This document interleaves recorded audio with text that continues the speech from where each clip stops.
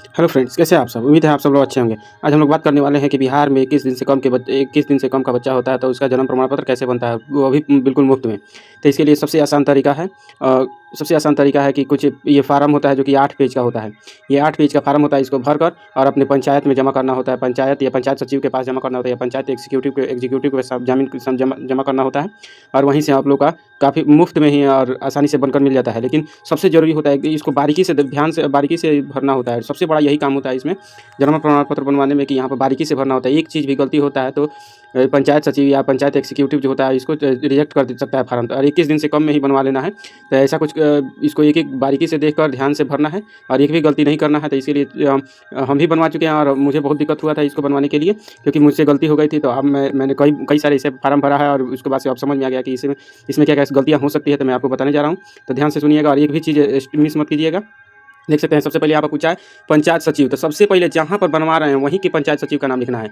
चाहे अगर मान लो कि किसी बच्चे का जन्म उसके मामा के घर ही हुआ है या फिर लड़की के ससुराल में नहीं बल्कि नैहर में हुआ है, तो वहाँ के जहाँ पर बन रहा है वहीं के पंचायत सचिव के बारे में जानकारी देना है, वहाँ के पंचायत के बारे में जानकारी देना है।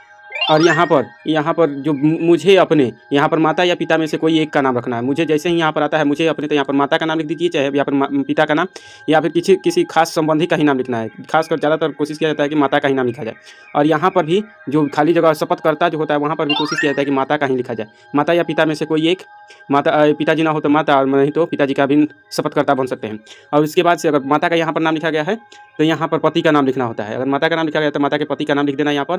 यदि पिताजी ने लड़के का, अगर मान लीजिए कि बच्चे का जन्म हुआ है तो उसके पिताजी अगर शपथकर्ता बनते हैं तो उनके पिताजी का नाम लिखा जाएगा। उसके बाद से वार्ड नंबर लिख देना है, जो वास्तव में जहाँ पर जन्म नहीं, जहाँ पर स्थायी पता है, माँ बाप का स्थायी पता है, वहाँ का वार्ड नंबर लिख देना है। उसके बाद से मोहल्ला भी वही लिख देना है, मोहल्ला या ग्राम। उसके बाद से पोस्ट में लिखने में कोई दिक्कत नहीं होगी, स्थायी पता ही भरना है यहाँ पर भी। यहाँ पर पोस्ट के बाद से पिन कोड स्थायी भरना है, जहाँ पर बच्चा वास्तव में रहेगा। उसके बाद से थाना वहीं पर भरना है जहाँ पर बच्चा वास्तव में रहेगा। पंचायत भी वहीं लिखना है, चाहे बच्चा का जन्म मामा के घर ही हुआ हो या फिर कहीं शहर दूर दराज में हुआ हो, लेकिन भरते समय यहाँ पर वही स्थायी पता भरना हो जहाँ पर उसे बड़ा होकर रहना है। उसके बाद से यहाँ पर माता या पिता में से किसी एक का नाम लिखवा देना है। फिर से देख सकते हैं आप लोग को, यहाँ पर माता या पिता में से किसी एक का नाम लिखवाना है शपथकर्ता के रूप में। फिर से माता पिता को ही आ जाएगा। अब यहाँ पर अगर बच्चे का नाम लिखा जा चुका है तो यहाँ पर बच्चे का नाम लिख देना है हिंदी में। उसके बाद से उसी बच्चे का नाम इंग्लिश में यहाँ पर लिख देना है। उसके बाद से यहाँ पर लिंग सेलेक्ट कर लेना है। अगर लड़का है तो पुल्लिंग और लड़की है तो स्त्रीलिंग लिख देना है। उसके बाद से शिशु का आधार संख्या, चूँकि 21 दिन से कम के बच्चा है तो उसका आधार नहीं होगा तो यहाँ पर इस जगह को खाली छोड़ा जा सकता है। उसके बाद से जन्म की तिथि लिख देना है। ये तो सब किसी का, अगर बच्चे ने जन्म लिया है तो उसका जन्म तिथि अवश्य ही होगा, तो जन्म तिथि लिख देना है। यहाँ पर जन्म का क्रमांक कहाँ पर होता है, तो सुई के कार्ड पर होता है। जो माँ का पहले से ही गर्भावस्था में सुई का जो कार्ड बनता है सरकारी हॉस्पिटल या एनम जो देती है वहाँ, उस पर लिखा होता है। और जो जिस दिन जन्म होता है तो कार्ड ले जाना पड़ता है सरकारी हॉस्पिटल में। यदि सरकारी हॉस्पिटल में बच्चे का जन्म होता है तो ये कार्ड नंबर, जन्म का क्रमांक मिल जाता है। सरकारी हॉस्पिटल में जन्म होता है तो अगर घर पर या प्राइवेट हॉस्पिटल में होता है तो इसका जन्म का क्रम पता नहीं चल पाता, तो इसको खाली छोड़ दिया जा सकता है। और उसके बाद से जन्म का स्थान का नाम, तो ये ध्यान रखने वाला चीज़ है। यदि सरकारी हॉस्पिटल में हुआ है तभी यहाँ पर केवल सरकारी हॉस्पिटल भरना है। लेकिन यदि बच्चे का जन्म प्राइवेट हॉस्पिटल में या फिर प्राइवेट हॉस्पिटल में हुआ है तब भी घर ही पर लिखना है। यदि बच्चे का जन्म प्राइवेट हॉस्पिटल में हुआ है तब भी घर पर लिखना है, और घर पर हुआ है तो घर पर लिखना ही है। अर्थात निजी हॉस्पिटल में नाम नहीं लिखना है। जन्म का स्थान कहाँ पर देना है, तो निजी अस्पताल कभी नहीं लिखना है। या तो घर पर लिखिए या फिर सरकारी अस्पताल में लिखिए। प्राइवेट हॉस्पिटल के लिए नहीं बनता है जन्म प्रमाण पत्र। उसके बाद से पिन कोड लिख देना है। पिन कोड लिख देना है, स्थायी पिन कोड ही लिखना है। उसके बाद से शिशु के पिता का नाम हिंदी में लिखना है, शिशु के पिता का नाम, उसके शिशु के पिता का नाम इंग्लिश में लिख देना है। इसके बाद से फिर से पिता का नाम हिंदी और इंग्लिश में लिखने के बाद उनका आधार संख्या लिख देना है। यहाँ पर पिता का आधार संख्या, पिता का आधार संख्या, बच्चे के पिता का पैसा लिख देना है। ये जरूरी नहीं होता है, लिख भी सकते हैं। उसके बाद से शैक्षणिक योग्यता, पिता ने कहाँ तक पढ़ाई की है उसके बारे में भी जानकारी दे देना है। यहाँ पर शिशु के माता के बारे में का नाम लिख देना है हिंदी में, शिशु के माता का नाम इंग्लिश में लिखना है। उसके बाद से माता का आधार संख्या यहाँ पर लिख देना है, माता का आधार संख्या। उसके बाद से माता का पेशा लिखना है। तो यहाँ पर कोशिश किया जाता है चाहे माता कोई भी काम कर रही हो, सरकारी अधिकारी यही कहते हैं कि यहाँ पर गृहिणी ही लिखना है। चाहे माता कोई भी काम कर रही हो लेकिन गृहिणी लिखने के लिए बातें करते हैं वो लोग। उसके बाद से शैक्षणिक योग्यता, शैक्षणिक बता सकते हैं आप ईमानदारी से जहाँ तक माँ पढ़ी है। उसके बाद से फिर से आ जाता है। अब यहाँ पर प्रयोजन क्या है, जन्म प्रमाण पत्र क्यों बनवाना चाहते हैं, तो यहाँ पर लिख सकते हैं कि सबसे आसान और सबसे बढ़िया तरीका है कि लिख दीजिए आधार कार्ड बनवाने के लिए। आधार कार्ड बनवाने के लिए जन्म प्रमाण पत्र चाहिए, तो यहाँ पर केवल लिख देना है आधार कार्ड बनवाने के लिए। उसके बाद से शिशु के जन्म के समय माता पिता का पता लिख देना है। जब शिशु का जन्म हुआ था तो माता और पिता कहाँ पर थे। यहाँ पर सबसे बड़ा बात है कि मुझसे यही गलती हुआ था, जिसके कारण मुझे बहुत लंबे समय तक दौड़ना पड़ा था। यदि बच्चे का जन्म घर पर ही हुआ है, अर्थात पिताजी के घर हुआ है, तब तो ये ठीक है, तब यही पता जो यहाँ पर पता पड़ा वो भी यहीं पर पड़ जाएगा। लेकिन यदि माता जो है अपने नैहर में रहती है या फिर बच्चा मामा के घर रहता है, तब यहाँ पर मामा के घर का पता पड़ेगा। ये सबसे ज़रूरी चीज़ है। अगर ये मिस्टेक हो गया तब बनना बड़ा मुश्किल हो जाता है, और सरकारी अधिकारी तो समझते ही हैं कि वो कभी भी फार्म को छांटने का तरीका ढूंढते हैं। तो इसीलिए यहाँ पर ध्यान रखना है, जहाँ पर बच्चे का जन्म हुआ है या फिर माता जहाँ पर रह रही है अभी वर्तमान में, यदि मामा के घर नहीं भी रहती है, अगर बाहर में कोई बच्चा रहता है तो वहाँ का पता डालना है। अगर माँ घर पर नहीं रहती है, कहीं पर नौकरी करती है, तो वहाँ का पता डालना है, ना कि स्थायी पता डाल देना है। इसके बाद से शिशु के माता पिता का स्थायी पता। अब यहाँ पर यही पता जो स्थायी पता वहाँ पर डाले थे, स्थायी पता यहाँ पर डाल देंगे। अब इसके बाद से ये डालने की ज़रूरत नहीं है, क्योंकि यह देर होने पर 21 दिन से ज़्यादा हो जाने पर यह फार्म भरना होता है। उसके बाद से यहाँ पर माता जो भी शपथ करता है, यहाँ पर मूल नाम जो लिखा गया था शपथकर्ता का, उसी का हस्ताक्षर यहाँ पर लगेगा, और उसका मोबाइल नंबर दे देना है, ताकि जो सरकारी अधिकारी होते हैं यहाँ पर मोबाइल नंबर देना आवश्यक होता है। क्योंकि जी जब सरकारी अधिकारी वहाँ पर अपना फार्म बनाने का अप्लाई करता है, वो भी तो लोग लैपटॉप से ही अप्लाई करते हैं सरकारी वेबसाइट पर। अगर उसमें कुछ पूछना होता है तो मोबाइल से फ़ोन नंबर लगाकर आपसे पूछ सकते हैं। मुझसे भी पूछा गया था, मेरा भी बहुत बार गलती हुआ था। इसीलिए आप लोग गलती नहीं करें, इसीलिए एक एक चीज़ बारीकी से बताया जा रहा है। आप देख सकते हैं यहाँ पर दूसरा भी फार्म बहुत ज़रूरी होता है, यहाँ पर भी गलती नहीं करना है। यहाँ पर भी वही जो ऊपर वाला स्थायी जो शपथकर्ता माता या पिता में से कोई जो वहाँ पर भरा जा रहा है, सब जगह वही भरा जाएगा। एक बार जो शपथकर्ता बनता है वही शुरू से अंत तक शपथकर्ता बनता चला जाता है। कहीं पर माँ, कहीं पर पिताजी का नाम नहीं लिखना है। तो यहाँ पर भी अगर वहाँ पर माँ का नाम लिखे तो यहाँ पर भी माँ का ही नाम लिखना है, वहाँ पर पिताजी का नाम लिखना है तो यहाँ पर भी पिताजी का नाम लिखना है। और यहाँ पर शिशु का नाम लिख देना है, जो भी शिशु है। यहाँ पर जब आप लोग लिखते हैं, यदि माँ का नाम, यहाँ पर शिशु का नाम लिख रहे हैं, यहाँ पर मृतक का नाम काट देना है। मृतक के नाम के ऊपर कलम चला देना है, जैसे क्रॉस के साइन। उसके बाद से पिता का नाम लिख देना। यदि मान लीजिए कि यहाँ पर माँ का नाम लिखे हैं तो यहाँ पे पिता का नाम लिख देंगे, पति का नाम लिख देंगे। और यहाँ पर यदि पति का नाम पहले ही से लिखे हैं, अर्थात लड़के का पिताजी का नाम लिखे हैं तो यहाँ पर लड़के के दादाजी का नाम लिखा जाएगा। यहाँ पर भी स्थायी जन्म का दिनांक लिख देना है, जो ऊपर दिनांक लिखा गया था उसी से मैच करता हूँ होना चाहिए, दिनांक अलग नहीं होना चाहिए। और मृत्यु जहाँ पर लिखा है उसको काट देना है, मृत्यु। अगर जन्म प्रमाण पत्र बनवाना चाहते हैं, यदि मृत्यु प्रमाण पत्र बनवाना चाहते हैं तो सेम फार्म ही होगा, यही फार्म होगा 21 दिन के ऊपर ही, लेकिन अंदर ही। लेकिन यहाँ पर जानकारियाँ बदलती जाएंगी, माता की जगह अलग अलग नाम होते जाएंगे। यहाँ पर देख सकते हैं, यहाँ पर थोड़ा सा भी दिमाग लगा सकते हैं कि मृत्यु प्रमाण पत्र भी ऐसे ही बन जाएगा। इसके बाद से जन्म प्रमाण पत्र हम लोग बात कर रहे थे, जन्म मृत्यु को काट देना है, उसके बाद से दिनांक लिख देना है। उसके बाद से वार्ड नंबर लिख देना है। उसके बाद से मोहल्ला, गांव या मोहल्ला का नाम लिख देना है। उसके बाद से पोस्ट लिख देना है, स्थायी पोस्ट ही लिखना है। उसके बाद से पंचायत का नाम लिख देना है। उसके बाद से थाना का नाम लिख देना है। अब यहाँ पर दिनांक भी लिख देना है। यहाँ पर मृत्यु को काट कर जन्म का जन्म का दिनांक लिख देना है। और उसके बाद से किस गाँव में जन्म हुआ था उसके बारे में जानकारी लिख देना है। यहाँ पर भी अस्थायी पता पड़ेगा, अर्थात जहाँ पर बच्चे का जन्म हुआ वहीं पर जानकारी दी जाएगी। अर्थात यदि बच्चे का जन्म स्थायी, जहाँ पर यहाँ पर स्थायी पड़ेगा, लेकिन यहाँ पर अस्थायी जानकारी लिखा जाएगा। जहाँ पर माँ वर्तमान में रहती है, माँ और बच्चा साथ में रहते हैं। अब यहाँ पर 3 ठो कॉलम दिया है, अर्थात 3 ठो शपथकर्ता या फिर कहेगी यहाँ पर गवाह के रूप में रखा जाता है। 3 ठो गवाह, और वो भी जो होना चाहिए, तीनों के तीनों गवाह घर से बाहर का सदस्य होना चाहिए। यहाँ पर माँ पिता का तो आधार कार्ड का जीरक्स लगता ही है। यहाँ पर 3 अलग या पड़ोसी कह सकते हैं, या फिर गाँव का 3 व्यक्ति का यहाँ पर नाम होना चाहिए, नाम एवं मोबाइल नंबर यहीं पर लिखा होना चाहिए। एक व्यक्ति का, दूसरे व्यक्ति का नाम एवं मोबाइल नंबर, तीसरे व्यक्ति का नाम एवं मोबाइल नंबर। अगर यहाँ पर पिता या पति का नाम लिख देना है इसी व्यक्ति का। उसके बाद इसी व्यक्ति के पिता और पति का नाम यहाँ पर, पिता और पति का नाम यहाँ पर लिख देना है। उसके बाद आधार संख्या लिखना पड़ता है। तीनों का जो भी आधार संख्या लिखना होता है लिखते हैं, उसी से जुड़ा हुआ आधार का जीरक्स भी देना पड़ता है। जीरक्स भी इसमें प्रमाण के तौर पर देना पड़ता है। पता भी लिखना पड़ता है, सब चीज़ कि कहाँ के ये लोग हैं। तीनों के तीनों व्यक्ति अलग अलग भी पता लिखा जा सकता है। उसके बाद से उनका यदि वो हस्ताक्षर करते तो हस्ताक्षर करवा लेना है, या फिर मुहर मरवा लेना है, अंगूठे का निशान ले लेना है। अब यहाँ पर भरा जाएगा। यहाँ पर मृतक को काट देना, और फिर शिशु का नाम लिख दिया जाएगा। उसके बाद से शिशु जहाँ पर जन्म हुआ उसका क्षेत्र लिख दिया जाएगा। उसके बाद से दिनांक लिख दिया जाएगा। दिनांक लिखने के बाद यहाँ पर पंचायत सचिव को दे दिया जाएगा। यहाँ पर कुछ नहीं लिखना है, यहाँ पर खाली छोड़ देना है, क्योंकि यह किसके द्वारा भरा जाता है। तो यहाँ पर ई भरने का काम पंचायत सचिव का नाम आपको पता नहीं है, तो यहाँ पर पंचायत सचिव का नाम छोड़ दीजिएगा। अब यहाँ पर देखिए, ये पंचायत सचिव, हाँ, यहाँ पर नाम नहीं लिखना जाता है पंचायत सचिव का, बल्कि यहाँ पर पंचायत का नाम लिखा जाता है। जहाँ का पंचायत सचिव होता है वहाँ का पंचायत का नाम लिख देना होता है। अब यहाँ पर आंगनबाड़ी सेविका का हस्ताक्षर और मुहर करवाना पड़ता है। यहाँ पर हस्ताक्षर ले लीजिए और इसी के ऊपर मुहर करवा लीजिए। यहाँ पर बहुत ज़रूरी होता है ये भी। उसकी वजह से गाँव के चौकीदार, हर गाँव में एक चौकीदार होता है, तो चौकीदार का यहाँ पर हस्ताक्षर करवाते हैं और उसका एक बीट संख्या होता है। जैसे कि मैंने जब साइन करवाया था तो वहाँ पर 422 नंबर मिला था, बीट नंबर। चौकीदार का बीट नंबर होता है, मुहर नहीं होता है बल्कि चौकीदार का बीट नंबर होता है। तो हस्ताक्षर, उसके बाद से बीट संख्या लिखवा लेना, वही लिख देते हैं चौकीदार लोग। उसके बाद से मुखिया या सरपंच का हस्ताक्षर और उनका मुहर भी यहाँ पर लगवा लेना है। ये सबसे ज़रूरी चीज़ होता है, 2 चीज़। लेकिन इसके बाद भी ज़रूरी ही होता है, यहाँ पर ये भी भरना होता है जो कि आप लोग को भी भरना होता है, घर वाले को ही भरना होता है। ये भी यहाँ पर स्व घोषणा पत्र है। यहाँ पर पुनः वही शपथकर्ता, या फिर माता का नाम लिख रहे हो या फिर पिता का नाम, यहाँ पर वही शपथकर्ता का फिर से नाम लिखा जाएगा। शपथकर्ता के पिता या पति का नाम लिखा जाएगा। यहाँ पर मोहल्ला लिखा जाएगा, स्थायी वाला मोहल्ला लिखा जाएगा। यहाँ पर पोस्ट भी स्थायी ही होगा, थाना भी स्थायी ही दिया जाएगा। प्रखंड भी, मतलब कि जहाँ पर माता परमानेंट रहना चाहती है नहीं, वहाँ का पता लिखा जाएगा। यहाँ पर जिला का नाम स्थायी ही लिखा जाएगा। उसके बाद से यहाँ पर बच्चे का नाम लिखा जाएगा। यहाँ पर देख सकते हैं जन्म लिखा है तो बच्चे का नाम लिखा जाएगा। और यहाँ पर जब जन्म हुआ था तो उसकी तिथि लिखी जाएगी। और इसके बाद से ये छोड़ देना, क्योंकि मृतक के बारे में पूछ रहे हैं हम लोग, जन्म प्रमाण पत्र बनवा रहे हैं, तो यहाँ पर इसको छोड़ देना है। यहाँ पर स्थान के बारे में, जहाँ पर बच्चे का जन्म हुआ उसके बारे में लिख देना है।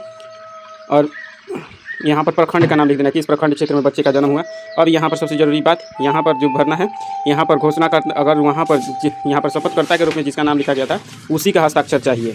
बार बार बोला गया था कि हर जगह माता या पिता कोई खास व्यक्ति ही होगा जो शपथकर्ता बनेगा, उसी का हस्ताक्षर चाहिए। यहाँ पर हस्ताक्षर, नाम भी एक जगह ऊपर नाम लिख देना है साधारण अक्षरों में, और उसके बाद से नीचे हस्ताक्षर बढ़िया अक्षर में लिख देना है। उसके बाद से अब अगला तीसरा नंबर पेज है, तो यह और भी ज़रूरी हो जाता है। इसमें बहुत बारीकी, बहुत सारी चीज़ पूछा जाता है, प्रत्येक चीज़ को भरना होता है। हाँ, कुछ चीज़ को छोड़ सकते हैं, लेकिन यदि सरकारी अधिकारी ठीक होता, नहीं तो इसके लिए भी वापस कर दिया जाता है। मेरे साथ भी यही हुआ था, इसमें भी 1-2 बात गलती हो गया था, जिसके कारण मुझे फिर से इस पर काम करना पड़ा और दोबारा फार्म भरना पड़ा। तो इसको एकदम बारीकी से समझेंगे।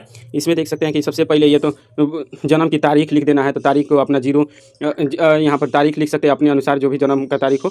उसके बाद से बच्चे का लिंग लिख देना है, स्त्रीलिंग है या पुल्लिंग है। यहाँ पर टिक भी लगा सकते हैं, महिला है तो टिक लगा दीजिए, पुरुष है तो पुरुष पर टिक लगा दीजिए और लिख भी दीजिए। इसके बाद से बच्चे का नाम यदि कोई है तो 1 अक्षर, 2 अक्षर का, 2 शब्दों का है तो 2 शब्दों, या 3 शब्दों का है तो 3 शब्दों में भर देना है नाम। उसके बाद से आधार संख्या तो होगा नहीं, कैसे कि आधार संख्या तो अभी बच्चा तो 21 दिन का है, तो आधार कैसे बन जाएगा, तो इसीलिए छोड़ सकते हैं उसको। पिताजी का नाम लिख देना है 3 लाइन में, 3 अक्षरों में, मतलब कि जो भी हो, 3 वर्ड हो या फिर 2 वर्ड हो, जैसे भी लिख सकते हैं नाम। उसके बाद से पिताजी का आधार कार्ड देना अनिवार्य होता है। मोबाइल नंबर दे भी सकते हैं, छोड़ भी सकते हैं, लेकिन आधार कार्ड देना अनिवार्य होता है। उसके बाद से ईमेल आईडी भी दे सकते हैं या फिर छोड़ भी सकते हैं, लेकिन आधार कार्ड नंबर देना होता है। इसके बाद से माता का नाम 3 वर्ड का हो तो 3 वर्ड में लिखना है, और 2 वर्ड का हो तो 2 वर्ड में लिखना है। उसके बाद से माता का आधार नंबर देना अनिवार्य होता है। मोबाइल नंबर ना दें तभी चलेगा, ईमेल आईडी ना दे तभी चलेगा, लेकिन आधार कार्ड आवश्यक है एकदम। उसके बाद से बच्चे के जन्म के समय माता पिता का पता, यहाँ पर भी ध्यान रखने वाला है कि यहाँ पर जहाँ पर खासकर यही बात होती है कि माता जहाँ पर रहती है वहीं का पता पड़ेगा। जन्म के समय माता पिता कहाँ रहते थे, अर्थात कहीं बाहर कमा रहे हैं, या फिर माता जो है अपने नैहर में है, तो वहाँ का पता ये यहाँ पर डाला जाएगा। लेकिन यहाँ पर माता पिता का स्थायी पता, जहाँ पर अंत में माता पिता उनका वास्तविक घर है, वहाँ का पता यहाँ पर पड़ेगा।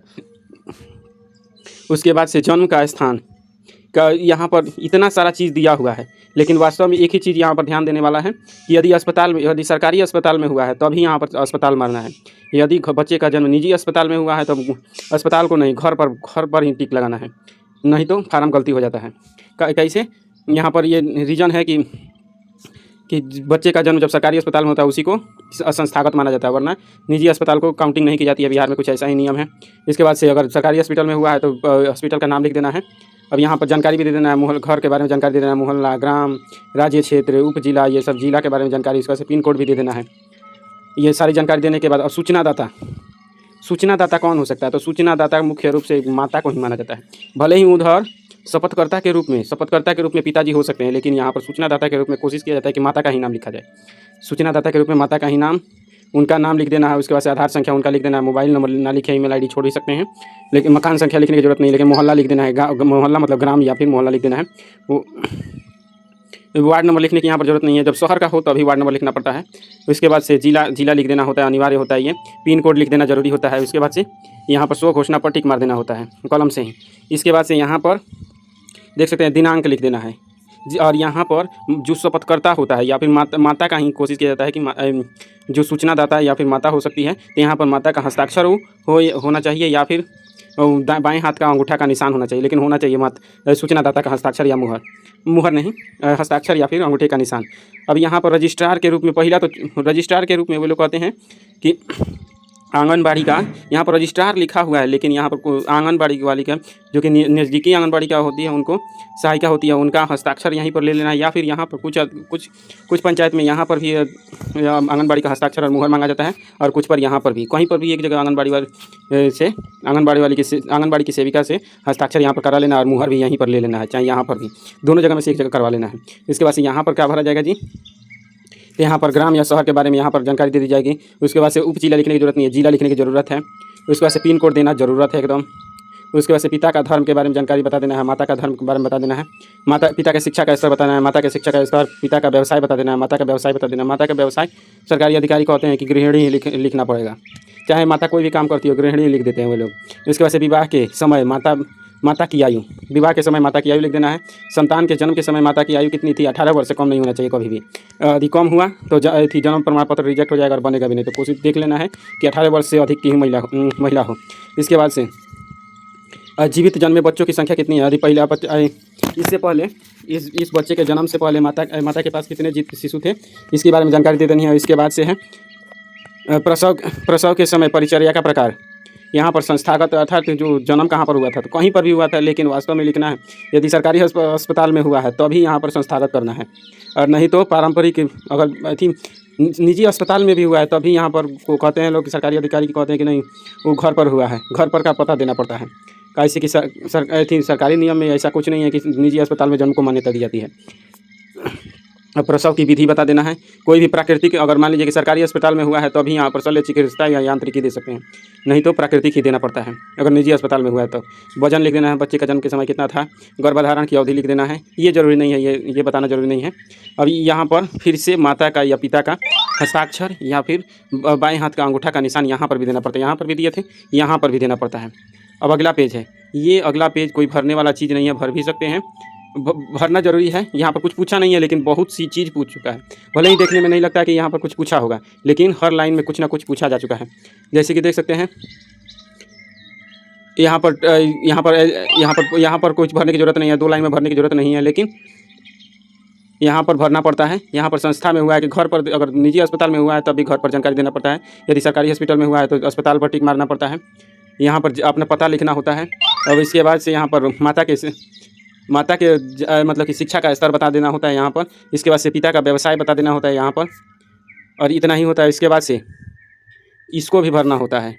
ये भले ही विलम्ब से, देख सकते हैं कि यहाँ पर लिखा हुआ है कि ये विलम्ब से भरना है, विलम्ब से कोई हो जाए तब यहाँ पर भरना है, लेकिन आपका फर्ज है, अगर मतलब कि दिक्कत नहीं करना चाहते हैं और आराम से बनवा लेना चाहते हैं तो इसको भी भर दीजिएगा। ये भी वही पता है, इसमें आपको नया चीज़ कुछ नहीं है। शपथकर्ता का नाम लिखा दिया जाएगा, जो वहाँ पर शुरू से नाम लिखते आ रहे हैं। यहाँ पर लिखा हुआ है कि विलम्ब से सूचना पर इसको भरना है, अर्थात 21 दिन से कम का बच्चा है तो भरने की जरूरत नहीं है, लेकिन सरकारी अधिकारी कहते हैं कि नहीं, भर कर लाना पड़ेगा। तो इसको 1 से 2 मिनट का काम है, इसको भी भर लीजिएगा। यहाँ पर शपथकर्ता की जानकारी, उसके बाद से पुत्री के, वहाँ पर उसके पुत्र की जानकारी, उसके बाद से निवासी कहाँ के हैं, स्थायी पता ही भरा जाएगा, यहाँ पर कुछ अलग नहीं भरा जाएगा। उसके बाद से फिर से वो शपथकर्ता के नाम लिखा जाएगा, उसके बाद से पति या पत्नी का नाम लिखा जाएगा। उसके बाद से बच्चे का भी यहाँ पर बच्चे के जन्म की तिथि लिखी जाएगी, स्थान लिखा जाएगा, बच्चे का जन्म का स्थान। उसके बाद से मृत्यु के समय, मृत्यु नहीं, यहाँ पर मृत्यु को जहाँ जहाँ मृत्यु लिखा है वहाँ पर काटते जाना है, तब लिखना है डेट और जगह। यहाँ पर भी पता लिख देना है पूरा, और यहाँ पर भी वही विलम्ब का कारण बताना होता है। यहाँ पर भरने की जरूरत नहीं, कैसे कि आपका बच्चा अगर यदि 21 दिन से कम का है तो यहाँ पर भरने की जरूरत नहीं है। और यहाँ पर सूचनादाता का हस्ताक्षर भी ले लेना है, और बाएं हाथ का अंगूठे का मुहर भी लगा देना है, बाएं हाथ का अंगूठा का निशान भी लगा लेना है, और यहाँ पर तिथि लिख देना है। तिथि लिखने के बाद यहाँ पर आपका काम खत्म हो जाता है। इसके बाद से जो है ये जो है कार्यालय में भरने वाला है, तो ये आप लोग को भरना नहीं है। ये कार्यालय में भरने वाला है, ये आपको नहीं भरना है। ये भी कार्यालय में ही देख सकते हैं, यहाँ पर लिखा है कार्यालय रजिस्ट्रार का काम है ये भी आप लोग खाली छोड़ सकते हैं। अब देख सकते हैं 8 पेज हो चुका है। अब इसके पीछे क्या करना है, तो सबसे पहले यहाँ पर ऐसे ही जमा नहीं कर सकते हैं, इसके लिए आपको माता के आधार कार्ड का जीरोक्स, उसके बाद से पिताजी के आधार कार्ड का जीरोक्स, उसके बाद से 3 ठो शपथकर्ता के आधार कार्ड का जीरोक्स, शपथकर्ता के आधार कार्ड का जीरोक्स 3 ठो, कितना 3 ठो शपथकर्ता के आधार कार्ड का जीरोक्स, जो कि घर से बाहर का कोई सदस्य पड़ोसी होना चाहिए।